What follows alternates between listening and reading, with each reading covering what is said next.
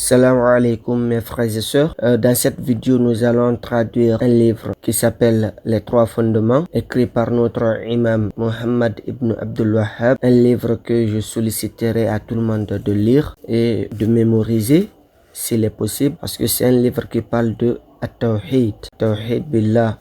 Inch'Allah, dans les prochaines vidéos, nous allons voir ensemble l'importance de ce livre. Notre objectif sur ces vidéos, c'est de traduire et expliquer le livre en français. Parce que le livre, il est écrit en arabe, mais nous allons le traduire en français, donner des explications, des versets et des hadiths, Inch'Allah. Bismillahirrahmanirrahim, wassalatu wassalamu ala rasulillah, wa ala alihi wa sahbihi wa sallama, man tabiyahum bi ihsanin ila yawmiddin, amma ba'd.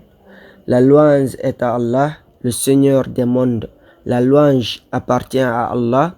Nous le louons, implorons son aide, sollicitons sa rémission et lui adressons nos repentances. Nous cherchons refuge auprès de lui contre notre propre mal et contre le mal de nos mauvaises œuvres. Celui qui est guidé par Allah, personne ne peut l'égarer. Celui qui est égaré n'a point de guide. J'atteste qu'il n'y a de vraie divinité qu'Allah, seul et unique, sans associé, et j'atteste que Muhammad est le serviteur d'Allah et son messager. Que la bénédiction et le salut d'Allah soient sur lui ainsi que sur sa famille, ses compagnons et ceux qui le suivent jusqu'au jour de la rétribution. L'unicité d'Allah est certes le principe le plus important de notre noble religion. Tous les messagers, depuis Nuh jusqu'à Muhammad sallallahu alayhi wa sallam, n'ont été envoyés que pour ce but immense qui est d'adorer Allah seul sans rien lui associer. C'est pour cela que les savants de l'islam, qui sont les héritiers des prophètes, n'ont eu cesse d'appeler les gens à l'unicité d'Allah. Parmi eux, l'un des imams musulmans, Muhammad ibn Abdul Wahhab, le rénovateur de l'islam durant le XIIe siècle de l'Hégire, qu'Allah lui fasse miséricorde. Par son intermédiaire, Allah a purifié la péninsule arabique de tout politisme. Cet illustre imam est l'auteur de nombreux ouvrages, dont ce livre, Les Trois Fondements et ses preuves, qui est d'une importance considérable car il traite en grande partie de l'unicité d'Allah. Par ailleurs, il répond aux trois questions qui seront posées à chacun et chacune d'entre nous dans sa tombe. Qui est ton Seigneur? Qui est ton prophète? Et qui est ta religion? Nous allons rentrer dans le vif du sujet, la traduction de ce livre. Nous commençons par les 4 points essentiels liés à l'unicité d'adoration. Sache que, c'est l'imam qui parle, il dit, sache que toi le musulman, qu'Allah te fasse miséricorde, que tout musulman ou musulmane se doit de connaître et de mettre en application les points suivants. Ces 3 principes sont parmi les plus essentiels en ce qui concerne l'unicité d'Allah.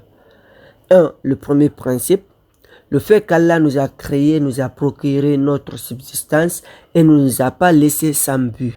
Allah n'a pas créé les créatures inutilement et ne les a pas laissées sans objectif. Bien au contraire, il les a créées pour un but grandiose et pour une sagesse parfaite, qui sont tous deux la clé de leur bonheur et leur réussite.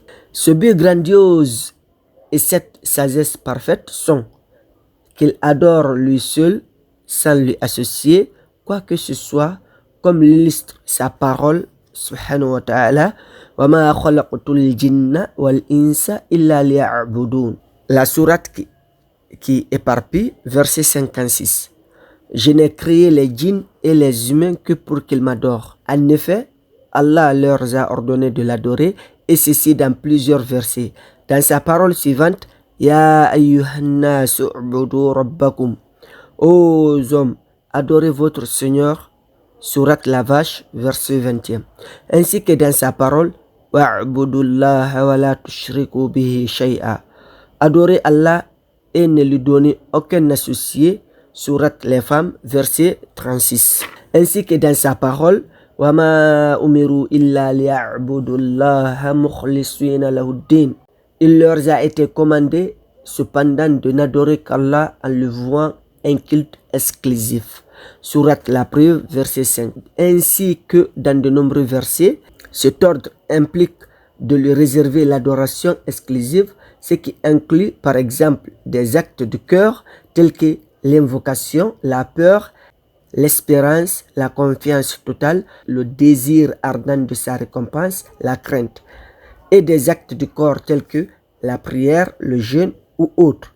Ainsi, il est le seul à mériter l'adoration. Voici donc en quoi consiste l'islam, la religion, la foi et la guidée.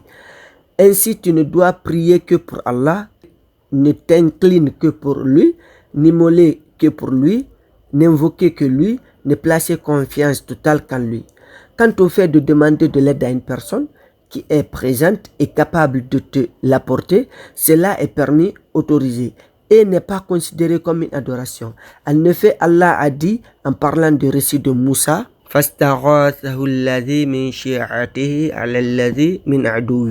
l'homme de son parti, celui de Moïse, l'appela au secours contre son ennemi. Sourate le récit, verset 15. En l'occurrence, Moïse était tout à fait capable de le secourir. En revanche, invoquer un mort, une personne absente qui ne t'entend pas, une statue, un djinn, un arbre ou autre est un acte de polythéisme majeur. Celui au sujet duquel Allah a dit Inna shirka la zulmun azim. Surat Luqman, verset 13. L'association à Allah est vraiment une injustice énorme.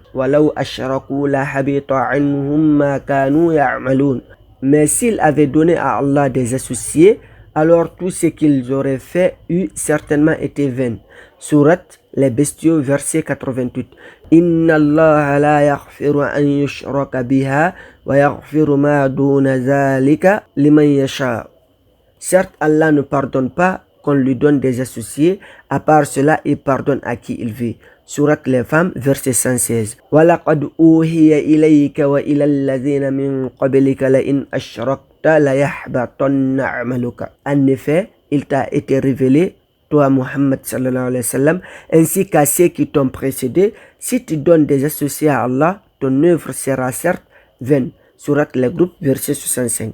En résumé, Allah nous a créés et pourvus et ne nous a pas laissés en vain, mais bien au contraire, il nous a ordonné de l'adorer lui seul, de lui obéir et de délaisser tout péché. Au contraire, il nous a envoyé un messager, quiconque lui obéit entre au paradis et quiconque lui désobéit entre en enfer.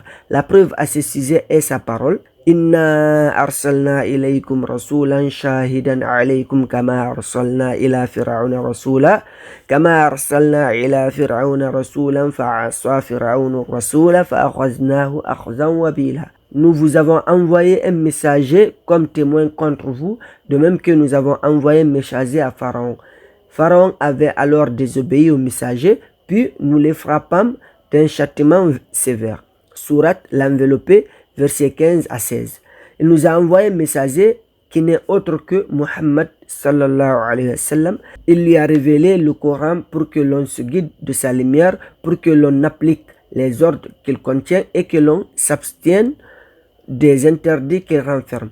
Tout ceci est lié par la transmission de Muhammad, le messager d'Allah, paix salut sur lui, qui est le meilleur et dernier des prophètes et des messagers. Il est leur imam, envoyé aux gens pour leur enseigner leur religion.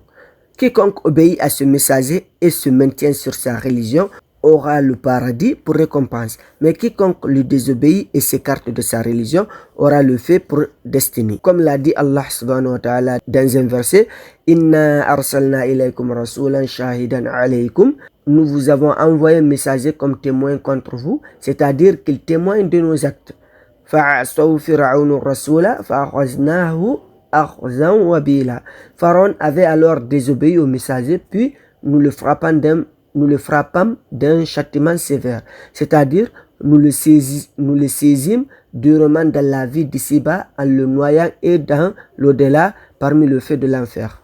Donc mes frères et sœurs, voilà où finit la première partie des trois principes parmi les plus essentiels en ce qui concerne l'unicité d'Allah. Inch'Allah, dans la prochaine vidéo, nous allons continuer avec la deuxième partie.